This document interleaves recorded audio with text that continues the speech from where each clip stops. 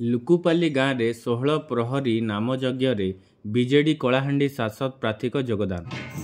ନୂଆପଡ଼ା ଜିଲ୍ଲା ସଦର ବ୍ଲକ ଟାନୱାଟ ପଞ୍ଚାୟତର ଲୁକୁପାଲି ଗ୍ରାମରେ ଚାଲିଛି 16 ପ୍ରହରୀ ଅଖଣ୍ଡ ନାମଯଜ୍ଞ। ଏଥିରେ ଜିଲ୍ଲା ତଥା ଜିଲ୍ଲା ବାହାରର ଅନେକ ସଂକୀର୍ତ୍ତନ ମଣ୍ଡଳୀ ଯୋଗଦେଇ ହରିନାମ କୀର୍ତ୍ତନ କରୁଛନ୍ତି। ଅଞ୍ଚଳରେ ଭକ୍ତିମୟର ପରିବେଶ ସୃଷ୍ଟି ହୋଇଥିବା ବେଳେ ଏଥିରେ ବିଜେଡିର କଳାହାଣ୍ଡି ସାଂସଦ ପ୍ରାର୍ଥୀ ଲମ୍ବୋଦର ନିଆଲ ଯୋଗଦାନ କରି ବିଭୁ କୃପା ଲାଭ କରିଛନ୍ତି।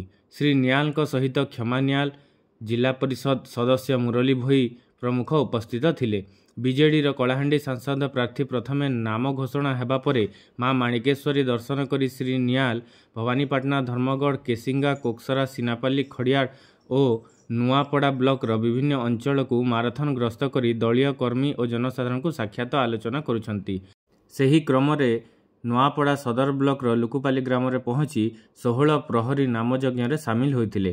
ଗ୍ରାମବାସୀଙ୍କ ପକ୍ଷରୁ ତାଙ୍କୁ ଭବ୍ୟ ସ୍ୱାଗତ ସମ୍ବର୍ଦ୍ଧନା ପ୍ରଦାନ କରାଯାଇଥିଲା। ସାଂସଦ ପ୍ରାର୍ଥୀ ଶ୍ରୀ ନିଆଲଙ୍କ ସହ ବିଜେଡିର ଅନେକ କାର୍ଯ୍ୟକର୍ତ୍ତା ଏବଂ କର୍ମୀ ଉପସ୍ଥିତ ଥିଲେ। ଆୟୋଜକ କମିଟି ସଭାପତି ଶରତ ହଂସ ଏବଂ ଲୁକୁପାଲି ଗ୍ରାମବାସୀ ବୃନ୍ଦ ଶ୍ରୀ ନିଆଲଙ୍କୁ ଭବ୍ୟ ସ୍ୱାଗତ ସମ୍ବର୍ଦ୍ଧନା କରିଥିଲେ। For more updates, please subscribe to our channel Samachar 24।